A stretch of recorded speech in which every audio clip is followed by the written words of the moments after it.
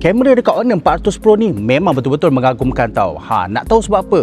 Jom aku tunjuk dekat korang. Dekat sini ada triple camera system tau. 200 megapiksel main camera, 50 megapiksel telephoto camera dan 12 megapiksel ultra wide camera. Dengan kamera sensor yang besar macam ni memang tak ada masalah lah. Kalau nak zoom gambar jauh-jauh, boleh zoom sampai 50 kali digital zoom. Siap ada fungsi AI super zoom tau untuk jelaskan gambar supaya tak pecah. Kalau nak ambil gambar portrait pun sesuai tau. Sebab dekat sini ada Hardcode Studio 2.0. Kita boleh pilih lah, ada filter hardcode vibrant, hardcode color dengan hardcode klasik dan ada 6 lagi filter tambahan yang kita boleh pakai. Siap ada super macro mode tau untuk korang ambil gambar close up, contohnya macam gambar bunga ataupun gambar serangga.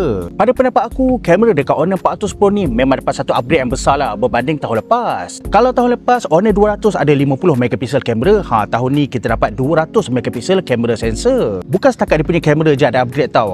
Dia punya spek yang lain pun ada upgrade juga. Kalau korang nak tahu, jangan lupa tengok full review nanti.